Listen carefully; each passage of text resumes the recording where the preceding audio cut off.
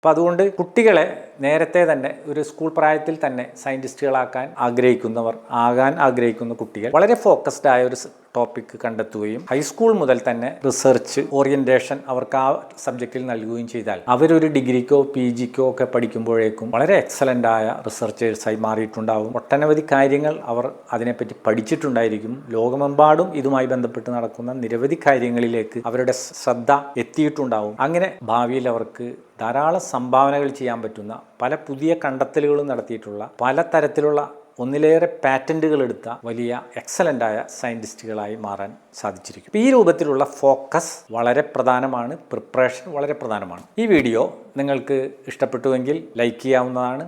അതുപോലെ ഈ രൂപത്തിൽ ആസ്പിരൻ്റായ സയൻറ്റിസ്റ്റ് ആകണമെന്ന് ആഗ്രഹിക്കുന്ന നിങ്ങളുടെ തന്നെ ബന്ധത്തിൽപ്പെട്ട കുട്ടികൾ, നിങ്ങളുടെ പരിചയത്തിലുള്ള കുട്ടികൾ, ബന്ധുക്കളുടെ കുട്ടികൾ, അവർക്കൊക്കെ ഷെയർ ചെയ്യാവുന്നതാണ്. തുടർച്ചയായി ഇതുമായി ബന്ധപ്പെട്ട പലതരത്തിലുള്ള വിശദീകരണങ്ങൾ ഞങ്ങളുടെ ഭാവി വീഡിയോകളിലും ഉണ്ടാവും. അത് റെഗുലറായി കിട്ടണമെന്നുള്ളവർ ബെല്ലൈക്കൺ എനേബിൾ ചെയ്യാവുന്നതാണ്. ഇതുമായി ബന്ധപ്പെട്ട എന്തെങ്കിലും ആവശ്യങ്ങൾ നിങ്ങൾക്കുണ്ടെങ്കിൽ, ഇന്ന ഏരിയയിലാണ് എൻ്റെ കുട്ടിക്ക് സയൻറ്റിസ്റ്റ് ആകേണ്ടത്, ഇന്ന മേഖലയെ പറ്റിയാണ് അവൻ സംസാരിച്ചുകൊണ്ടിരിക്കുന്നത് അല്ലെങ്കിൽ അവൾ സംസാരിച്ചുകൊണ്ടിരിക്കുന്നത്, ആ കഴിവ് യഥാർത്ഥത്തിൽ അതിൽ ഒരു ആപ്റ്റിറ്റ്യൂഡ് ഉണ്ടോ ഇല്ലേ എന്ന് ഞങ്ങൾക്ക് ചെക്ക് ചെയ്യേണ്ടതുണ്ട്.